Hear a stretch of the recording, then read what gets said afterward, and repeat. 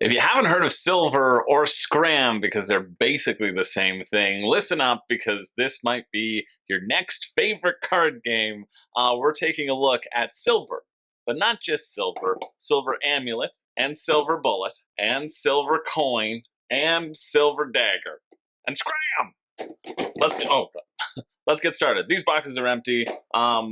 These are 4 boxes that I've managed to fit into just this one box. I'll be getting rid of these immediately to free up space, but I crammed them all in here because they can fit.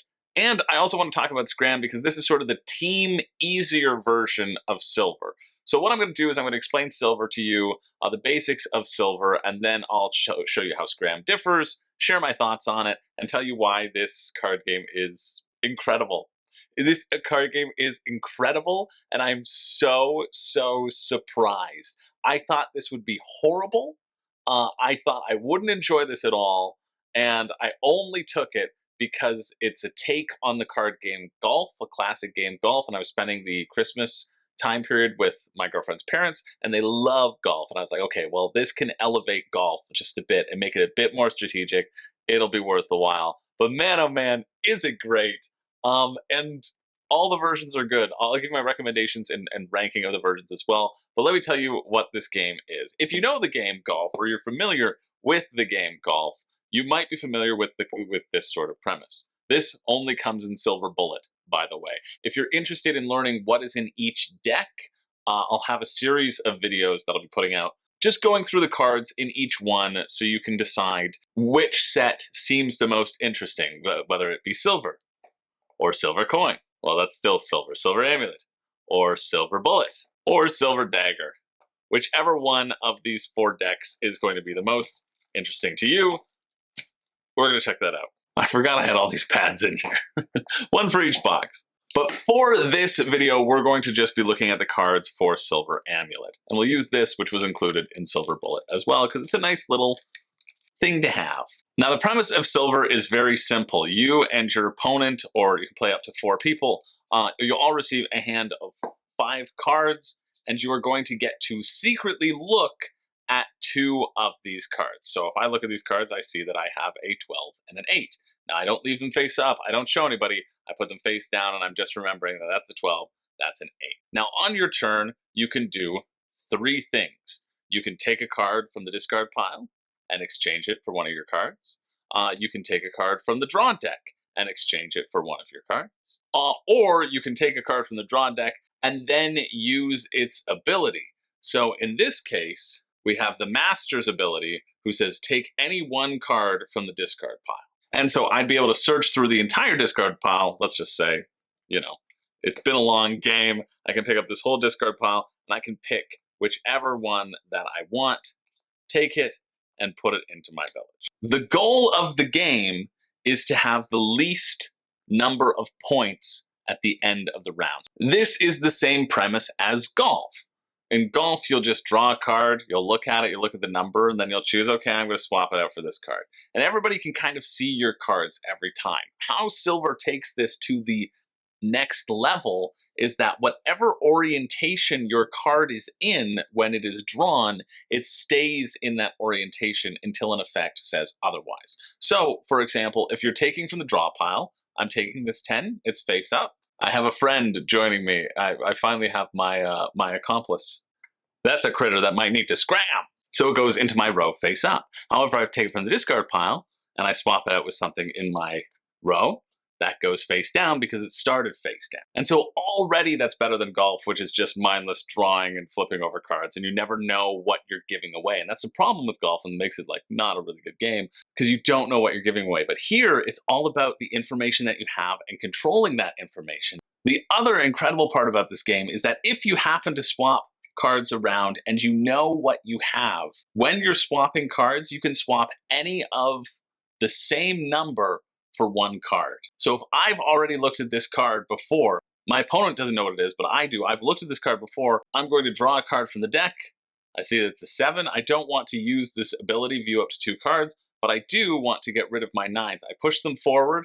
I reveal that they both are 9s, and I get to discard both of them. and whittle my hand down. And that's how you're going to primarily whittle your hand down to smaller and smaller so that you have the lowest number of points. Because if you think you have the lowest number of points, you can call. You can say, I call, or in Scram, you say, Scram, Scram. Then everybody else gets one more turn, and then you reveal your cards and you add up the score. Now, in order to call, you have to have 4 cards or less, so you can't just call immediately as the game begins. But when you do have 4 cards or less, they might all be ones. And then you can call and you can say, listen, I have 4 points. What do you have? And you check in with your opponent, you see if they have more or less. If they have more than you, it doesn't matter what your score was, because you called effectively, you get 0 points. You want the lowest score to win. The lowest score out of 4 rounds wins the game. And so if I'm able to call quickly, and I know what my opponent has, and I know that I just have a little bit less, my opponent is going to get a huge score.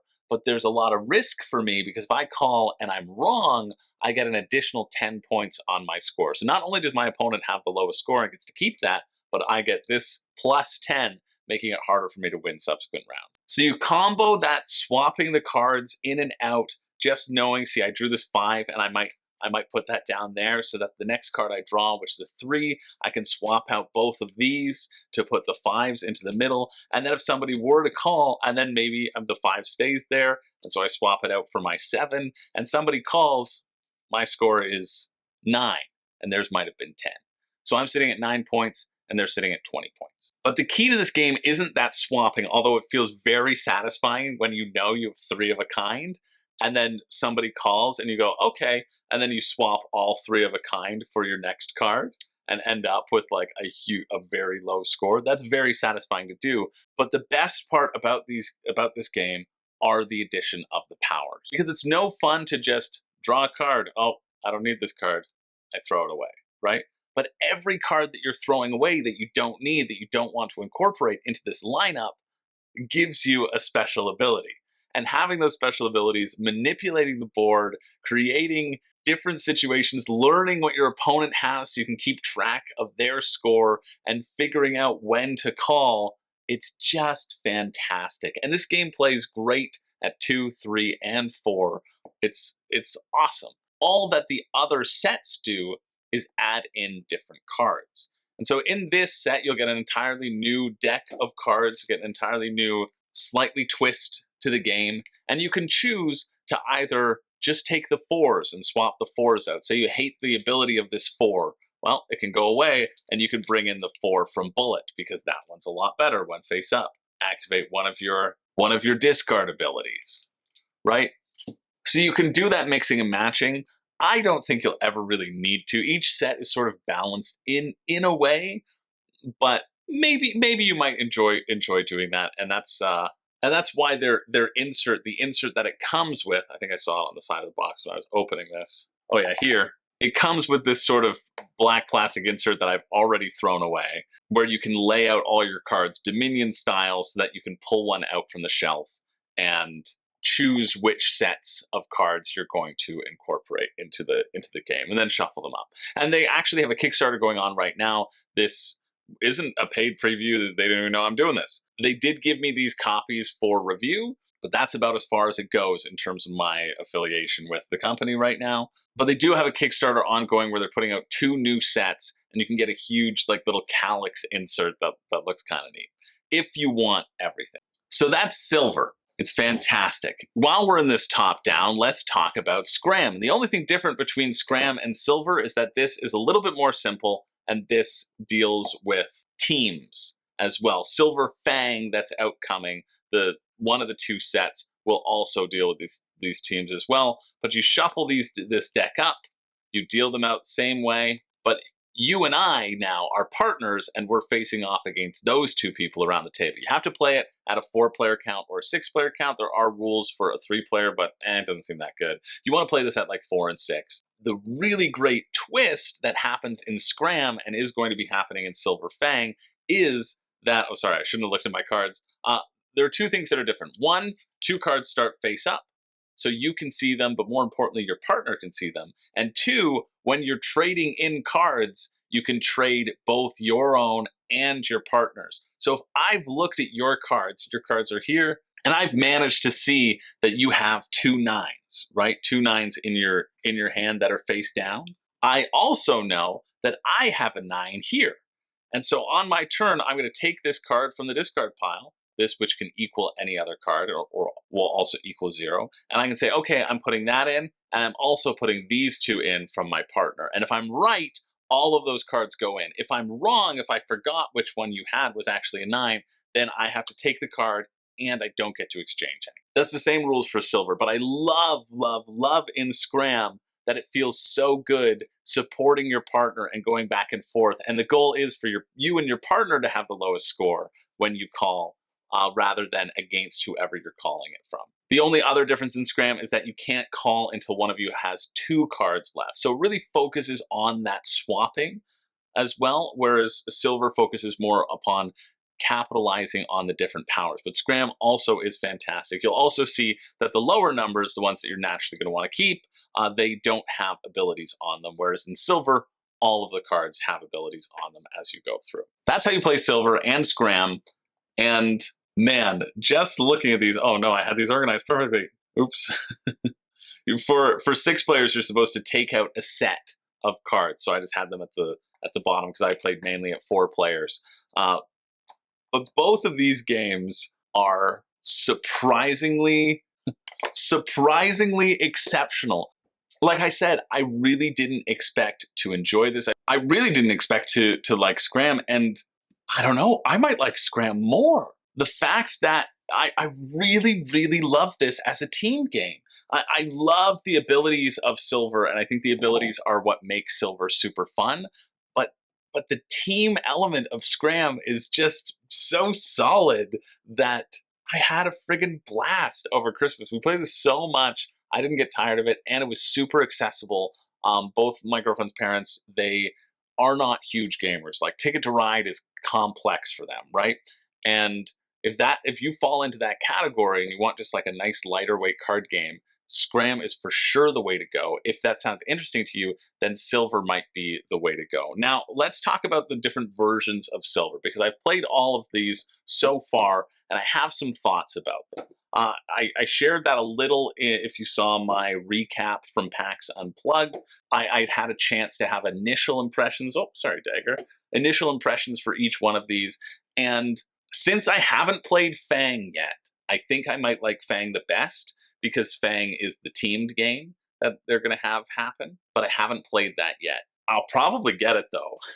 I will probably get a copy of Fang for sure. I don't know what the 5th one is, the E, right? They're E decks, A, B, C, D, E, F, is how they're doing it. But I think I might like Fang best, but I think the best one to get is Silver Amulet still. All of these expansions sort of suffer from the same thing that Too Many Bones Unbreakable suffers by, in that assuming you already know the basics of the main game.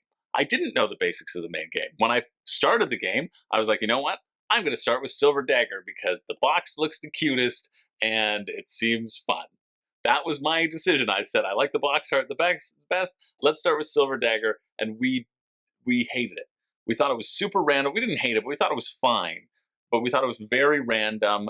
And then as we went through the other boxes, we're like, oh, okay, this is the potential of this game is really illuminating itself. And I think the potential of this game shines the most with that base set, because it is the introductory set, right?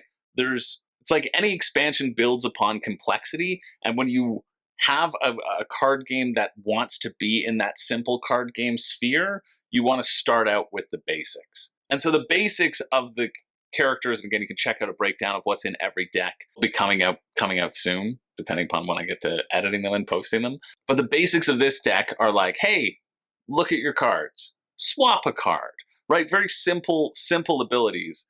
And then when you get all the way to Silver Dagger, it's like, hey, flip over every single card with one card. That's the number 6. Just says flip over all the cards. What was up is down, what is down is up. And so because of that, I think Silver Amulet is for sure the way to start off with. So Silver Amulet kind of covers your basic nature of things. Silver Bullet, this one's not that bad. This one's probably ranking 3rd for me out of the set. I think Silver Amulet is second for me. Maybe it's really tough. They're all really close. No, I think Silver Amulet is first for me. The Silver Amulet is number one because I just think it is the great starter set, and then all of these are kind of getting towards being tied. Here you have to dealing with a lot of like mixing things around, a little bit adding a little bit of randomness in there, a tiny bit of chaos, but not too much. It does seem like the next iteration of the silver system. But you got to look out for werewolves. That's all I'm saying. Like this one, that's about to turn into a big old wolf. So it kind of ramps up that randomness. For me, Silver Coin would be the next expansion to get. If you have Amulet already, I would then opt for Silver Coin. These are where like the power creep of the abilities starts to ramp up, but it still feels balanced, right? The abilities feel really strong in this one. They feel a lot stronger than they do in Silver Amulet, but they feel fair. That's how I would describe Silver Coin. And I think the abilities in Silver Dagger are pure chaos and feel unfair. And that's why starting out with it was such a miserable experience. Not miserable, but it just wasn't good. I was like, nah, I don't know. This just feels really random, because they do feel a bit random. And they kind of all center around the number 13 card. Although the last game of Silver that I played, we played Silver Dagger again. And I'm glad I played it a little bit more, because I'm starting to develop an appreciation for all the cards in here. It was one of the best games we had played. I was playing with my friend Zach. It was the end of the night. And one of these cards, the number 13 card, let me get it out. This one right here, the furry, it says at scoring, if your sum of your cards is 50, you score 0 and all other players add 50 to their score. So it's basically like shooting the moon, right? You can go for the lowest score, or you can go just to try to get 50 and make somebody else call you. And so we played it, and I was like, okay, there's no way that it's such a long shot. It won't happen. And then Zach made it happen on his first round. And so I got 50 points. He got 0 points. I was like, that is insane. I was like, wow, I can't believe I didn't think it could happen. Then it happened. The second round, Zach looked at his hand and he saw he had 2 12s. And then he drew a 13 and went, well, hey, I'm pretty much there. He manipulated. I thought I was so good. He just had a whole row of cards. He was like, I'm not sure what I'm doing. I was like, ha ha ha, I only have 10 points. I'm going to call early. I called. He's like, yeah, I have 50 points. And he shot the moon again, a second time. The third time, I was like, okay, I'm shooting the moon now. I made it very clear that's what I was going for. And then Zach very quickly ended the game before I could get it. And then the fourth time, I had already lost by that point, right? Like I was 100 points behind. You can't make up 100 points in one round. But we played, I was like, I want to see how many points I can dump on Zach. And so I looked at my cards. My initial cards were a 13 and a 12. I drew a card that made me flip over all of my cards. So I flipped them all over. We both knew that my score was pretty much there. I then flipped all of them back over so Zach couldn't know which one was where. Zach was like, okay, that's cool. I can add a card to your city. But then I flipped over one of my cards that prevented him from adding anything into my city. So then he had to get something that flipped that back over, then added a card to my city. I then was able to activate one of his abilities, allowing me to discard 2 cards and switch it for 1. He's like, okay, I'm calling it. And I knew he was going to call it on the next turn. And so I had to predict which out of the deck that was left, what was the highest probability of coming up. I was like, okay, could I either get a 6 or 7 or 3 or 4? And I was like, okay, there's been 2 6s played. There's been 2 7s in the discard pile. 1 4. I don't think there are any 3s been played. And so I discarded it. On my last turn, I drew that perfect 3 that I needed to get to 50 to shoot the moon on my end. So we had 3 people, 3 instances of shooting the moon within 4 rounds. It was such a friggin' fun, such a fun game to experience, just going back and forth between those 2 things. But I think it's pure chaos, right? If you don't have people who are willing to take big swings and who want to take big swings, it's like an all or nothing sort of set that feels like it revolves around the furry card and like people potentially manipulating that and adding cards to each other's rows. If you don't like that sort of thing, and if you're not prepared for that sort of thing, if you don't know the basis of the system, then I think it could really flop. But once you embrace the basis of the system, like this is the last expansion I would recommend people get. I guess you maybe get over Bullet. Bullet's okay. I think I might like Dagger now more than Bullet, and I didn't think I would. But if you don't like that sort of chaos, then again, Silver Amulet is the right call. Yeah, I think you can tell that I'm so surprised and so happy with these games. If I had to give it a rating, um, it's it's a it's 5 out of 5. Both of these games, Scram and Silver, like top marks, 5 out of 5. You know what? And I wasn't even prepared to do this before starting, but I did this last year at the beginning of the year, and I never pushed it again. You see this golden buzzer? Yeah, I'm allowed to push this once, 4 times a year to award Best of the Year, Best Play of the Year. I don't know what to tell you, because this game's great.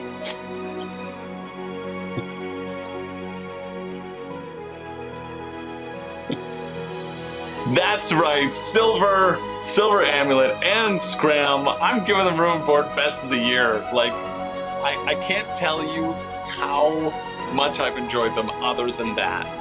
This is one thing where the energy of the night is dwindling, and then we pull out Silver for a couple rounds, and it picks it right back up. It's an incredible take on a basic card game, elevating it to the nth degree. It's so good.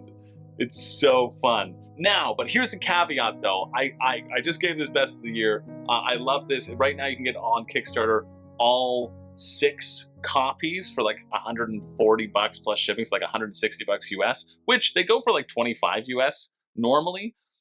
So that actually feels like a pretty good deal. I'll cover that more in the crowdfunding countdown when it's in its last week. But I would not recommend just going out and buying everything because I like it so much. I would recommend getting Scram for sure, 100%. It's the cheapest of them. You can try the system out in that partnership.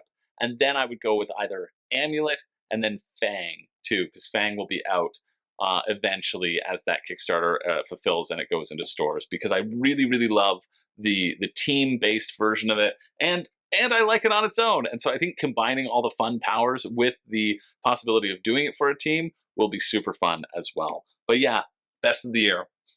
I know, I do this always in January, it seems, but this was such a surprise for me. I thought, if you go check out the PAX haul that I had, I brought home a bunch of games from PAX, and I didn't want to take this home. I didn't want to take all of these copies home. I was like, just give me one. I don't think I'm gonna like it. So I'll do Scram for the folks and it'll be fine. But I'm so happy that I did accept all of it.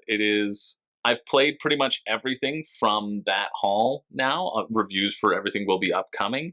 And it's this my favorite, which I never thought was going to happen, but here we are. So hopefully this review was helpful for you. I didn't mention these little amulet things because they don't matter. Basically, whoever calls, if you make a successful call, you get a special token that you can use on the next round. So it gives you incentive to call as well, because then you can get this thing, which protects one of your cards, and you can protect your card. Or in Bullet, it kills one of your cards and takes it out for the round. I don't think they're really that useful or usable. They kind of lead to a runaway leader situation if you really want to think about it that way, but you know, whatever. It's still a fantastic game. It's 5 out of 5. It's a 5 out of 5 and 10 out of 10. I can't believe it either, but honestly, no notes. No notes. So how can it not be a 5 out of 5 without any notes? Anyway, thank you so much for watching. My name's Chris George. I don't have a catchphrase, and I did not expect this to happen either.